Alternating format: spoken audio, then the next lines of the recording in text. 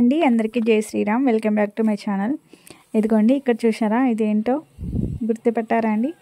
ఇదైతే lily flowers ఉంటాయి కదండి, ఆ మొక్కలు అన్నమాట. ఈ ఒకటే కుండీలో 3 కలర్స్ అయితే పెట్టేసుకున్నాను. చూడండి ఎంతలా పెరిగిపోయిందో, మొత్తం గడ్డిలాగా అయిపోయింది. ఇప్పుడు దీన్ని మెల్లిమెల్లిగా మొత్తం కట్ చేద్దామండి. సమ్మర్ అయితే వచ్చేసింది కదా అండి, ఇంకా ఇప్పుడైతే ఇవైతే పూలు అయితే పూయవు కదా, ఇంకా ఇవి అలాగే ఉంచేయకుండా ఇలా కట్ చేసుకుంటే ఇంకా మంచిగా చిగుళ్ళు అయితే వస్తాయండి. మంచిగా మళ్ళీ ఎప్పటిలాగా అయిపోతాయి మొక్కలైతే. ఇలా కట్ చేసుకుంటే అయ్యో చనిపోతాయేమో అని భయపడాల్సిన అవసరం అయితే లేదు. మొత్తం అయితే ట్రిమ్ చేసుకోవాలి ఇలాగా. ఇలా కట్ చేసుకున్న తర్వాత దీనికి ఎరువది కూడా ఏం వేయనవసరం లేదండి. అన్ని మొక్కలకు మనం వాటరింగ్ అయితే చేసుకుంటాం కదా, అలా వాటరింగ్ చేసుకున్నప్పుడు దీనికి వాటర్ ఇస్తే సరిపోతుంది అంతే. మళ్ళీ ఎప్పటిలాగా అయిపోతాయి. వర్షాకాలం వచ్చేసరికి అయితే మళ్ళీ మనం కట్ చేసుకోకముందు ఎలా ఉన్నాయో అలాగైతే తయారవుతాయండి.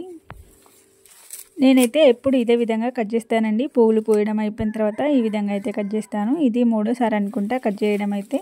చూడండి మొత్తం నీట్గా అయితే కట్ చేశాను. అలాగే పెరిగిపోయినాయి అలాగే ఉంటే అయితే చూడడానికి కూడా బాగుండదు. అందుకని ఇలా కట్ చేసుకుంటే మళ్ళీ కొత్త మొక్కల్లాగా అయితే మనకు రెడీ అయిపోతాయి.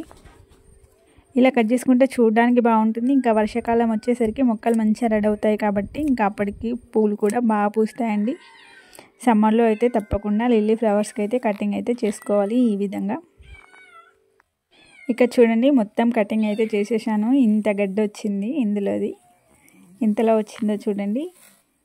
ఇలా కట్ చేసుకున్న తర్వాత మంచిగా వాటరింగ్ అనేది చేస్తే సరిపోతుందండి. ఎలాంటి ఎరువు కూడా వేయనవసరం లేదు. మొక్కలైతే మంచిగా రెడీ అవుతాయి మనకైతే వర్షాకాలానికి. చూడండి మొత్తం నీట్గా అయితే కట్ చేశాను.